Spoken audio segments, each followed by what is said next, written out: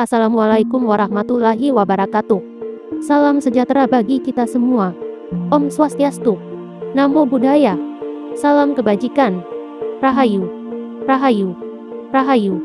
Konten PHTV kali ini menampilkan kegiatan Lembaga Pelindungan dan Pelestari Budaya Nusantara atau LP2BN yang menggelar acara Seminar Nasional Kemajuan Kebudayaan dan Ekonomi serta Pariwisata dengan tema Tatanan Luhur Jalan Terang Suatu Bangsa. Kegiatan seminar nasional ini dilaksanakan di Geraha Sentosa, Rest Area Pendapa Ageng Han SC, Jalan Raya Tobugan, Kecamatan Srengat, Kabupaten Blitar, Jawa Timur pada Kamis 26 Juni 2025 pagi hingga sore. Seminar nasional ini dihadiri Maharaja Kutai Mula Warman Profesor Dr. Ensha Rekia Faklevi Wangsawarman, artis nasional yang cantik Maria Eva Ah, dan sejumlah sultan dari Malaysia, China, dan Singapura. Sedangkan peserta seminar, yakni para pegiat dan pelestari budaya dari berbagai daerah di Indonesia, beberapa pejabat pemerintah daerah, para pengusaha, politikus, serta tokoh akademis, para pelajar, termasuk juga dari anggota Yayasan Cakra Yuda Indonesia.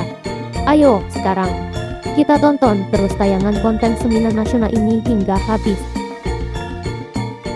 Kita bernama Parto Harjono mengibarkan saka merah putih untuk pertama kalinya di tanah air.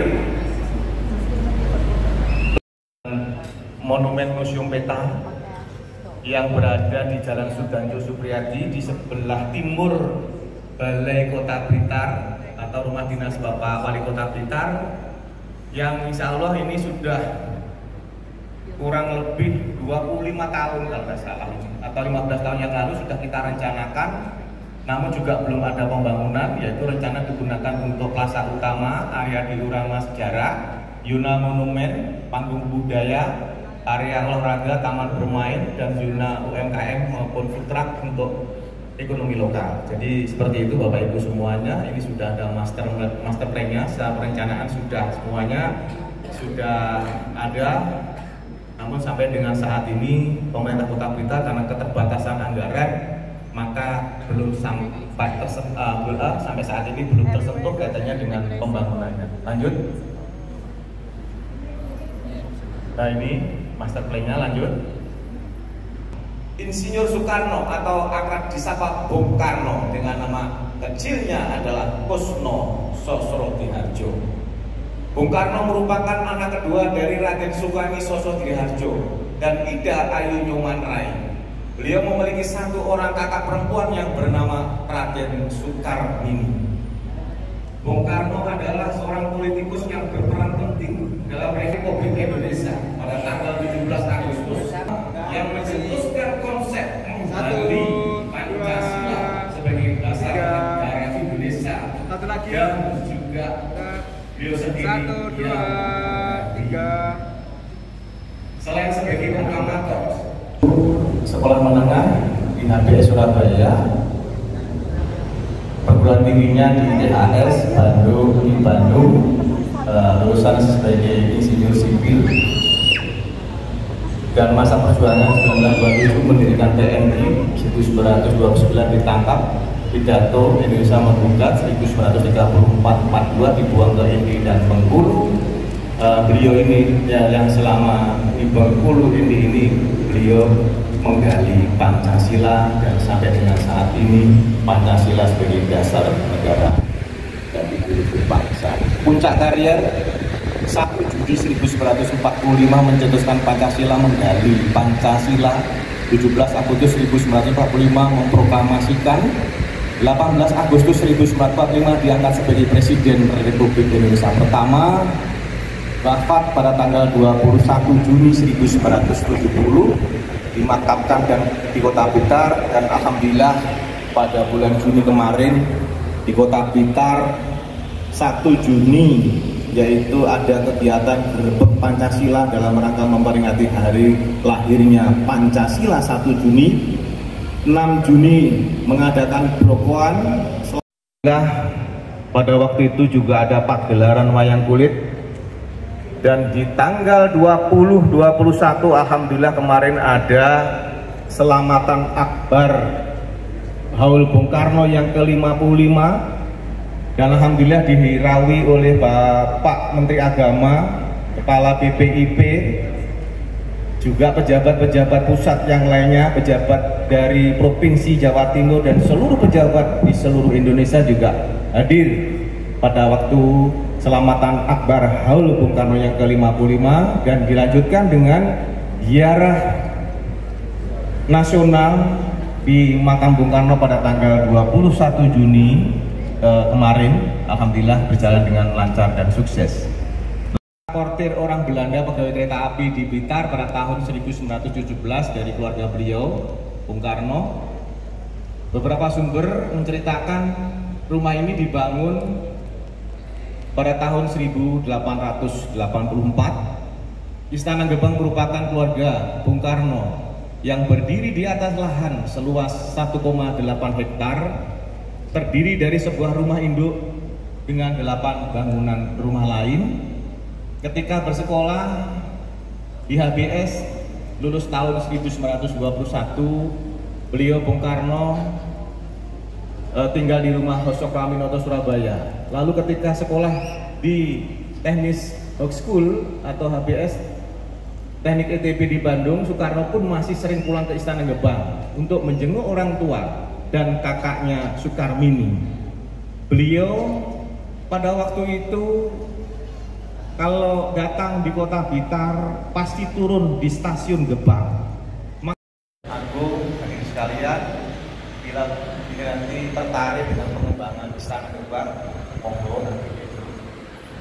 Lanjut. Ini makam Bung Karno, peristirahatan terakhir beliau. Bung Karno yang wafat pada tanggal 21 Juni 1970 dimakamkan di berdampingan dengan dua orang tua beliau, yang Raja Sugeng Sosodi Harjo dan Tidak Ayu Nyoman Rai dari kota Blitar, Jawa Timur. Keberadaan makam Bung Karno di kota Blitar seakan menjadi magnet tersendiri bagi para wisatawan. Hal ini terbukti dari tidak pernah sepinya makam Bung Karno, sang proklamator ini dari pengunjung maupun peziarah.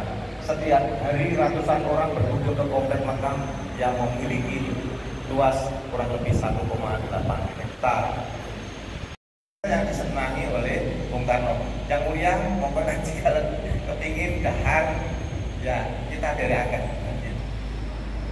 Istana Gebang, pengembangan diorama Istana Gebang akan memperkaya storytelling sejarah Bung Karno sesuai dengan master plan bahwa merupakan salah satu kawasan cagar budaya diorama Istana Gebang yang edukatif, menarik, menjadikan Istana Gebang sebagai landmark kota Blitar dengan estetika yang baik, mengembangkan pusat edukasi sejarah melalui storytelling dan pemeran interaktif, menghubungkan wisata Istana Gebang dengan makam Bung Karno untuk alam wisata terpadu. Dan insya Allah sampai dengan sekarang juga kami buat paket wisata hanya Rp4.000. Paket wisata ini antara makam Bung Karno Istana Gebang, menjadikan kawasan sebagai pusat budaya dan nasionalisme.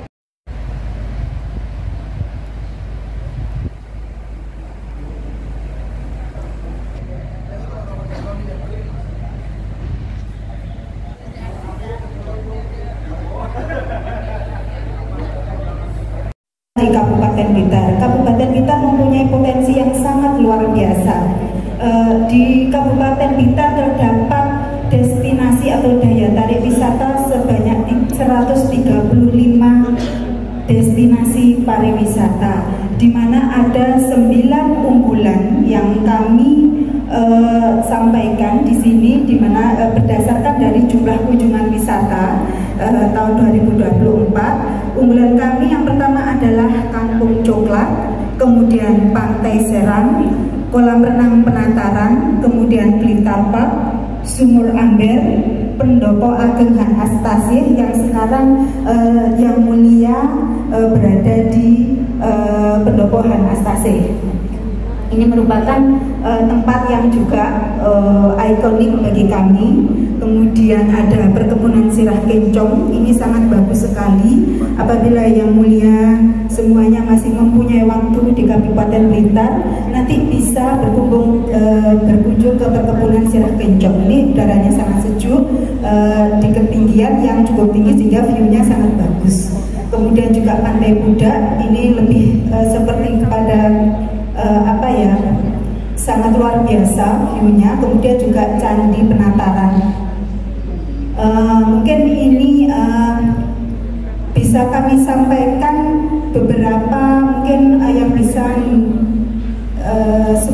dari yang mulia bisa terkait dengan perwakilan kami baik itu dari kabupaten maupun dari kota Blitar. Jadi Blitar ini terdiri dari dua daerah, yang satu kota, yang satu kabupaten. Satu kota, satu kabupaten. Tapi pusat pemerintahnya ya tetap di kota saja semua. Itu dua-duanya tetap di kota. Nah, kami dari LP2BN ini punya rencana. Rencana itu adalah untuk mendirikan suatu perguruan tinggi, suatu universitas. Jadi LP2BN ini yang sudah hampir 15 tahun kita dirikan LP2BN ini, dan kami akan terus bergerak. Dan dalam pergerakan itu ya terpikirkan kemudian kita ini juga ya akan habis masa kita. Apakah nanti anak cucu kita ini bisa meneruskan kita? Maka kemudian kita berencana untuk mendirikan suatu perguruan tinggi, yaitu universitas. Nah, universitas ini memang universitas yang berhubungan dengan kebudayaan. Jadi bukan suatu universitas bagaimana umumnya yang profit mendik, terus seperti fakultas kedokteran atau fakultas yang lain, tidak. Tapi fakultas yang berhubungan dengan kebudayaan, jadi universitas kebudayaan yang memang berorientasi penuh kepada nilai-nilai luhur satu bangsa. Nah, kenapa demikian? Karena pemahaman kami bahwa dan budaya inilah yang kemudian akan membentuk jati diri kita semua. Maka karena itu kita kadang-kadang iri dengan bangsa-bangsa lain, bahwa bangsa-bangsa lain itu mempunyai budaya yang sedemikian kental yang kemudian membentuk karakter masyarakatnya. Kita punya begitu banyak budaya, dan ini merupakan satu tantangan yang luar biasa.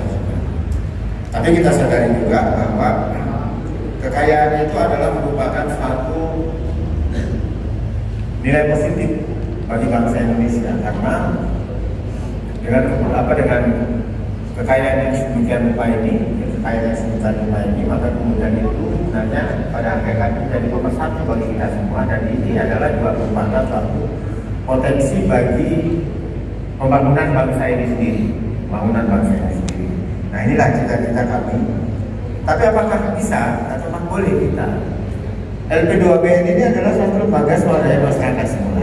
Kan itu yang mana dulu. Ini adalah suatu lembaga swadaya masyarakat, kumpulan dari beberapa orang saja yang undang. Terima kasih karena waktu saya cuma dikasih 5 menit tadi. Terima kasih yang mulia. Wassalamualaikum warahmatullahi wabarakatuh.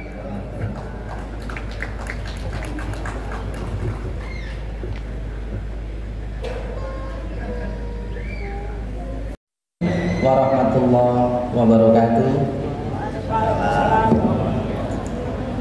Salam sejahtera buat kita semua. Salam, Om Swastiastu, Namo Buddhaya, salam kebajikan, Rahayu, Rahayu, Rahayu. Yang terhormat kepada para raja, para sultan yang saat ini masih hadir dan seluruh bangsawan yang ada di tempat ini. Pertama, perlu saya sampaikan bahwa acara hari ini mudah-mudahan ya senantiasa dirahmati oleh Tuhan Yang Maha Kuasa. Kita semua yang hadir senantiasa diberikan umur yang panjang, diberikan kesehatan, dan tentunya para yang mulia, para raja, para sultan akan dapat memetik sebuah manfaat, sebuah hikmah, sebuah hasil yang pada hari ini, nanti malam, bahkan sampai besok rentetan acara yang akan kita lalui bersama. Perkenankan, nama saya cukup aneh barangkali di sini. Yang mungkin tanya-tanya, namanya gajah harusnya besar, tapi kok saya kecil? Kalau gajah binatang itu besar, kalau gajah ini kecil. Demikian pula gajah mada. Gambar gajah mada disosokkan seorang yang tinggi besar dengan otot Gatot kaca ya, otot besi ibaratnya begitu. Tapi faktanya bahwa literatur Gajah Mada adalah orangnya juga kecil, ahli dalam strategi. Baik, para yang mulia hadirin, para raja, para sultan dan seluruh bangsawan serta tokoh penggerak budaya yang hadir di sini. Kali ini saya akan menyampaikan tentang sebuah tatanan luhur ekonomi mikro dan makro di Nusantara ini ya. Dalam rangka apa? Konteksnya adalah menjawab tantangan zaman. Tantangan zaman yang saat ini sama-sama harus kita hadapi. Bapak-bapak, ibu-ibu yang mulia, siapa yang hari ini tidak mengenal TikTok? Apakah hari ini semua mengenal TikTok atau tidak? Saya ambil contoh adalah for the example Bunda yang mulia Bunda Sekar, itu hari-hari kerjanya itu nonton TikTok itu. Awas ya. Ini contoh. Apa itu TikTok? Pada masa lalu TikTok tak ada. Tapi zaman sekarang TikTok itu merajalela.